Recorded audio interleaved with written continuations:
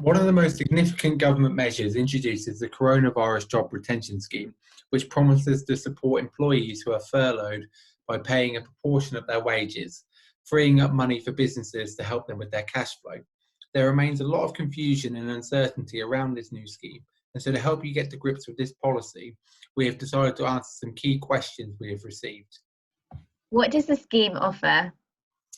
The Coronavirus Job Retention Scheme is a temporary scheme open to all UK employers until at least the 30th of June 2020 that is designed to support employers whose operations have been severely affected by the coronavirus.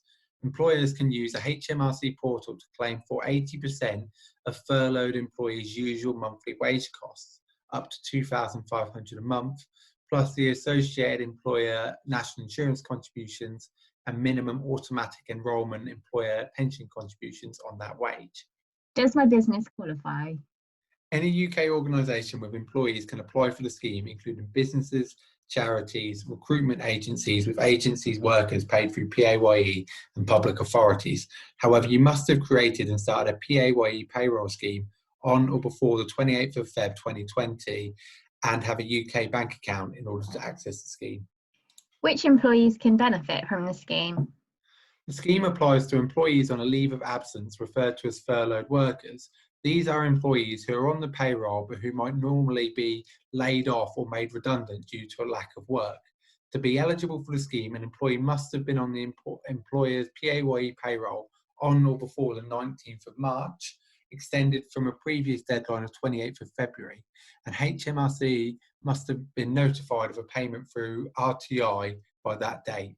This scheme covers full-time employees, part-time employees, employees on agency contracts, and employees on flexible or zero-hour contracts. To be eligible for the subsidy, an employee must not undertake any work for or on behalf of the organisation. This includes providing services or generating revenue. However, they can undertake other voluntary work or do training as long as it does not generate income for their business. How is the scheme applied to someone whose pay varies monthly? If the employee has been employed for a full 12 months prior to the claim, you can claim for the hire of either the same month's earnings from the previous year or the average monthly earnings from the 2019-20 tax year. If the employee has been employed for less than a year, you can claim for an average of their monthly earnings since they started work. Those who have started in February should have their pay calculated on a pro rata basis. As an employer, it is your responsibility to calculate how much of an employee's salary you can claim for, including the amount of employer national insurance contributions and the minimum automatic enrolment employer pension contributions you are entitled to. Does the scheme apply to directors? Yes, directors of a company can be furloughed. The guidance provided an exemption for company directors who are also furloughed employees to carry out duties relating to the filing of company accounts or the provision of other information relating to the administration of the director's company. This may include company's house submissions and other statutory duties. During this period, directors should be careful to avoid anything that could be mistaken for work, including posting promotional material on their own social media feeds. We operate in the public sector. How does the Coronavirus Job Retention Scheme apply to IR35? The government has provided detailed information about how the Coronavirus Job Retention Scheme will work for contractors working within the scope of the IR35 off-payroll working rules in the public sector. The guidance states that it may be appropriate to furlough IR35 contractors deemed employees in a small number of cases. The public sector organisation would then have to confirm this with both the contractor's personal service company and the fee payer and agree between the parties that the contractor will not carry out work for the organisation during the period of furlough. The fee payer, usually the agency that pays the personal service company, will have to apply for a furlough payment of 80% of the monthly contract up to the 2,500 cap and the employer national insurance contributions.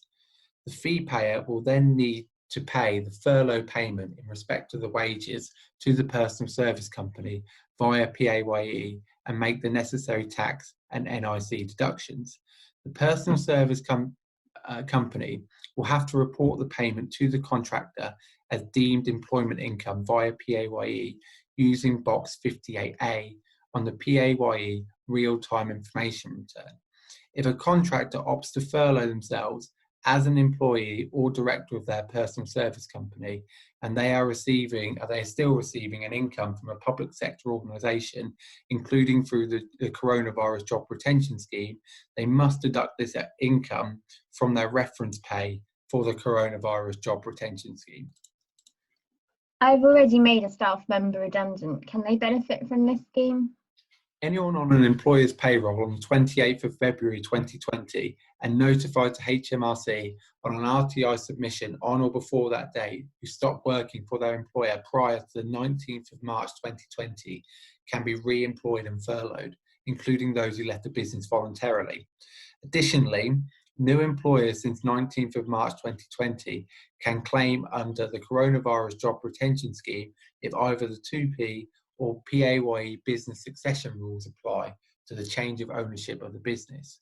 Groups of companies that have consolidated their payrolls into a new PAYE scheme after the 19th of March 2020 can also furlough employees and claim under the Coronavirus Job Retention Scheme.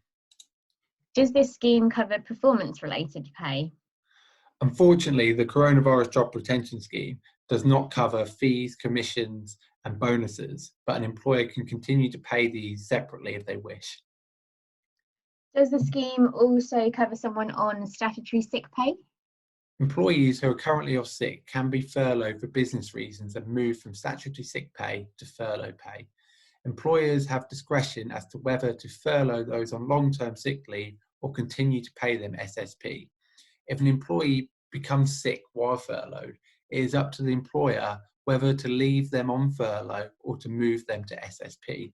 Furlough cannot be claimed at the same time as SSP.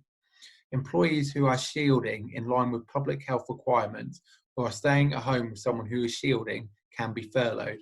Previous versions of the guideline stated if they are unable to work from home and you would otherwise have to make them redundant, this requirement has now been removed. What about maternity pay and shared parental leave? Those who are contractually obliged to enhance maternity, adoption or shared parental pay are eligible for the scheme, but not those who are on statutory maternity pay. They will be paid in the same way and cannot be additionally furloughed. I've had to reduce the hours of some of my staff members. Can I then use the scheme to make up the difference? If an employee is working but on reduced hours or for reduced pay, they will not be eligible for the scheme, and you'll have to continue paying the employee through payroll and pay their salary subject to the terms of the employment contract you have agreed. How do I make a claim for the scheme and what do I need? Before making a claim, it is important that employers communicate changes with staff. Employers should discuss with their staff and make any changes to the employment contract by agreement. In order to evidence this change, employees should be asked to sign a written agreement confirming that the employee will cease all work in relation to their employment. Where a business or organisation is furloughing a large workforce, a consultation may need to be done on a collective basis. The employer must then submit the following information to HMRC via a dedicated portal, which went live on the 20th of April. The information they'll need is your employer PAYE reference number, the number of employees being furloughed, national insurance number for all employees you want to furlough, the names of the employees you wish to furlough. Optionally, you can add in the payroll and works numbers for the employees. You'll also need your self-assessment unique taxpayer reference or corporation tax unique taxpayer reference, or alternatively, the company registration number. The claim period, the start and end date for the furlough pay, the amount claimed, and the minimum length of furloughing of 3 consecutive weeks. And this also includes applicable employers' national insurance contributions and minimum employers' pension contributions. And further to this, you'll need your bank account number and sort code, contact name and contact number. Employers can only submit one claim at least every 3 weeks, and these can be backdated until the 1st of March. Existing employment law continues to apply and should be carefully monitored when considering changing an employee's status, so as not to discriminate. How will I receive funding via the scheme? Once HMRC has received your claim and determined that you're eligible for the grant, they will pay it via BACS payment to the bank account details provided via the portal. A claim should be made in accordance with actual payroll amounts at the point at which you run your payroll or in advance of an imminent payroll. You must pay the employee all the grant you receive for their gross pay. No fees can be charged for the money that is granted. The portal opened on the 20th of April for employers to claim either through their own HMRC government gateway or through your authorised agent's government gateway. Our team is here to help you with the administration of the scheme within your business and can help you to collate and submit records you require to make a claim. We understand that certain elements of the scheme are complex and require careful calculations, so please feel free to contact the office today at Nights Low to see how we can help you and your business.